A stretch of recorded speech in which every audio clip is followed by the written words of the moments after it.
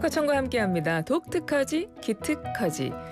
지난 5월 19일에 열렸던 제60회 발명의 날 기념식에서 올해의 발명왕이 선정됐습니다.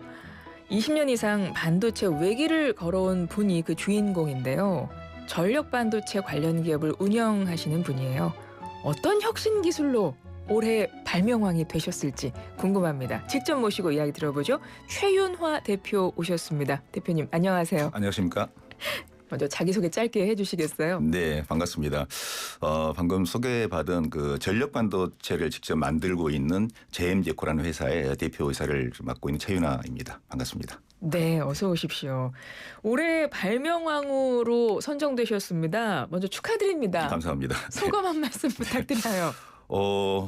잘 발명왕이 됐다고 수상을 했을 때 또 많이 기뻤습니다. 많이 기뻤는데 그보다도 이제 제가 아파트에서 운동을 하는데 또 아는 사람들이 또 있더라고요. 네. 그래서 아는 사람도 있었고 가장 기뻤던 것은 수상식 때 시상식 때 이제 어머니가 이제 참석을 하셨는데 그때 수상 소감을 좀 이렇게 얘기해달라 했을 때 어머니한테 뭐 사랑합니다 뭐 이런 말씀 좀 드렸습니다. 네네. 그러고 나니까 나중에는 곰곰이 생각해 보니까 효도 한번 제대로 했다 뭐 이런 생각도 들어서 이게 발명왕이 그렇게 쉽게 받을 수 있는 상이 아니다 보니 많은 또 축하를 많이 받기도 하고요. 그런 부분에 대해서 되게 고맙습니다.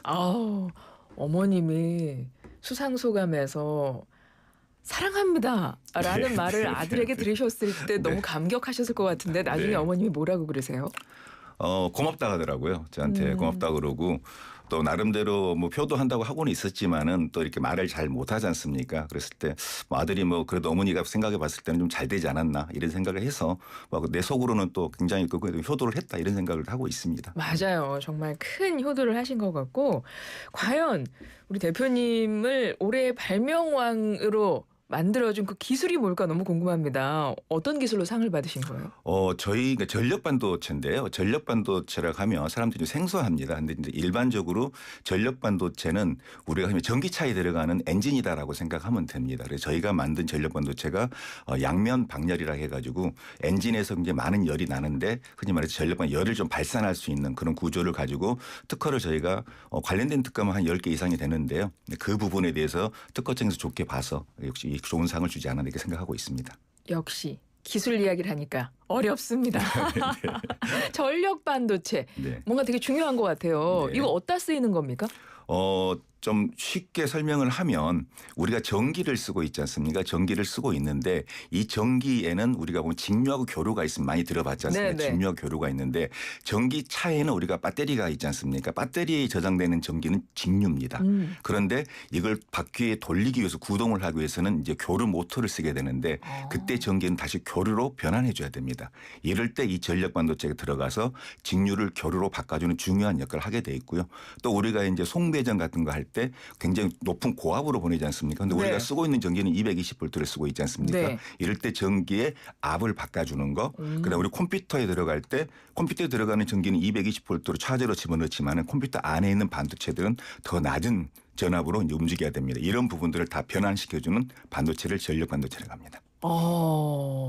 굉장히 쉽게 설명해 주신 것 같아요. 일단 배터리가 있었고 우리가 아는 가장 잘 아는 단어 전기차, 그러니까 직류를 교류로 전환해 줄 때도 얘가 필요하고 굉장히 그렇죠. 뭐 고용량의 전기를 뭐 활용할 때도 이게 필요한 것 같은데요. 그렇죠. 맞습니다. 쉽게 어디에 쓰이는 거예요? 그러니까 전기차에도 일단 들어가네요. 일단 그 어플리케이션을 좀 말씀을 드리면 전기차에 가장 많은 전력 반도체가 들어가고 핸드폰에도 굉장히 많은 전력 반도체가 들어갑니다. 저희가 만든 전력 반도체 안에 이제 소재도 저희가 만들고 있는데 저희가 스마트폰 아이폰 1에 처음으로 저희 제품이 탑재되기도 했었습니다. 그러고 나서 모든 스마트폰이 이런 전력 반도체 기술을 이번에 가져가 가지고 만들고 있는데요. 어떻게 본다면 그런 스마트폰 또 엘리베이터 뭐 우리가 전기가 들어간 데는 다 전력 반도체 필요하다 이렇게 생각하시면 될 것 같습니다. 뭐 모든 기간 산업에도 다 들어가겠네요. 맞습니다. 네. 기존에도 원래 있었나요, 이게? 기술이 있었죠. 그렇죠. 기술은. 전력 반도체는 이제 우리나라가 아니고요. 미국에서 처음으로 만들어져 트랜지스터라고 들어는 봤지 않습니까? 우리 옛날 진공관 앰프 막 얘기를 듣던 것처럼 전력 반도체는 가장 먼저 만들어진 게 이 전력 반도체입니다. 그리고 이 전력 반도체를 기초로 해서 지금 만들고 있는 메모리 반도체, 인공지능 반도체는 기초는 다 트랜지스터라는 기본을 가지고 만들기 때문에 이 전력 반도체 기본을 가지고 모든 반도체가 만들어진다. 이렇게 생각하시면 될 것 같습니다. 그럼 기존에 있던 기술과 비교해서 어떤 점에서 뛰어난 기술인 건가요?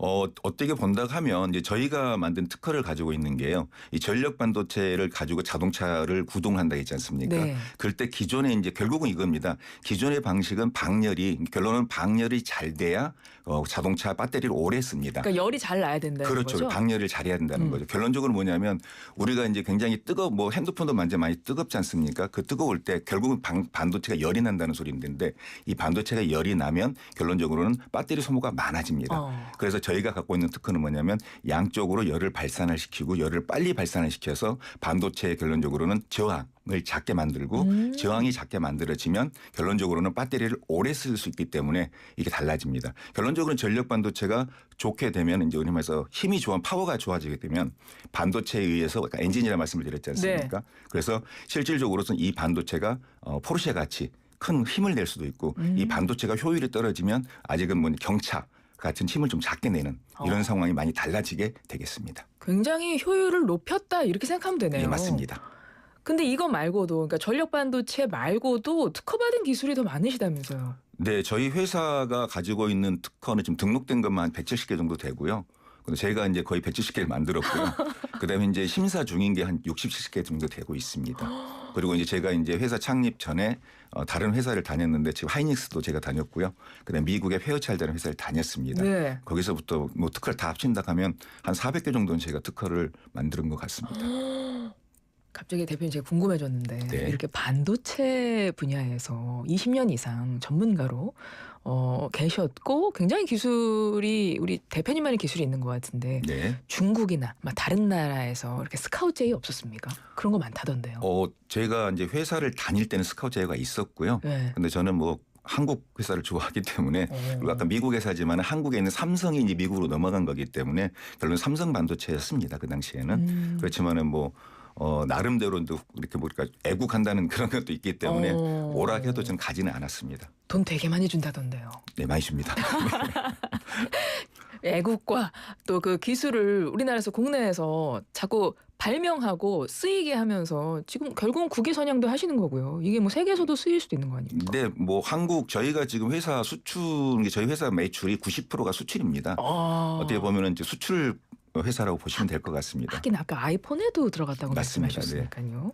와, 지금까지 그러니까 연구를 계속 해오셨다는 건데 특별히 기억에 남는 것도 있으시겠어요? 저희가 좀 기억에 남는 것은 이제 이게 특허를 만들기 위해서는요 그냥 뚝딱 만들어지는 게 아니고 그렇겠죠. 거의 한 6개월에서 1년 정도는 실험과 시험을 많이 합니다. 그리고 그런 결과를 가지고 특허를 써야만 우리가 결국 양산을 해야 되지 않습니까? 네. 그러다 보니 저희가 지금 170개 특허들은 다 사용할 수 있는 특허고요. 그 특허를 기반으로 저희가 이제 만들고 있거든요. 근데 이제 아까 말씀처럼 이렇게 이제 특허란 기본 컨셉을 가지고 이제 어떤 실험을 들어갈 때 실수가 또 일어나고 굉장히 많은 돈이 들어가지 않습니까? 어떨 때는 저기 2,30억도 들어가서 하나의 특허를 쓰기 위해서 네. 그 정도로 연구 개발한 경우도 있었거든요. 그리고 어떤 건 또 쉽게도 되기도 하고 하지만 이러한 부분들이 좀 많은 기억에 남은 것 같습니다. 얼마나 많은 피땀을 흘리셨을까. 이렇게 말씀을 그냥 하시지만 그런 게 좀 느껴지고요. 올해 발명왕이십니다. 발명왕을 꿈꾸는 후배 발명가와 창업가들 많이 계실 것 같습니다. 네. 전문 기술인 분들요. 격려와 함께 또 앞으로 또 우리 대표님 계획은 어떠신지도 끝으로 한 말씀 해주세요. 네. 발명이라는 게 보면 굉장히 거창하지는 않습니다. 한 예를 들어서 저희 직원이 초안을 잡았는데 저 반도체가 좀 거창하게 보이지 않습니까? 그런데 굉장히 중요한 발명 기술 하나를 콘크리트 시멘트에서부터 착안을 해서 만든 게 하나 있었습니다. 네. 그리고 우리가 보면 콘크리트를 되게 거칠게 하고 위에 미장하고 해서 시멘트를 바르지 않습니까? 이유는 잘 붙으라고 하는 거지 않습니까? 네. 반도체도 접착 부분이 되게 중요합니다. 그래서 그 콘크리트의 어떤 이론을 반도체에 착안해가지고 저희가 그 특허를 한 10년 전에 만들었는데 그 특허를 가지고 굉장히 많은 돈을 좀 벌고 있습니다. 이런 걸 생각해 보면 그냥 간단한 거에 굉장히 거창하지 않은 간단한 어떤 이론에서부터 막 특허를 만들어지기 때문에 창업을 할 때도 이런 특허를 기반으로 들어가게 되면 좀 더 좋은 기술을 흔히 말해서 해외에서라든가 많은 걸 또 이렇게 선호하지 않습니까? 네, 그렇기 네. 때문에 아무 기술 없이 창업하기는 좀 어렵고요.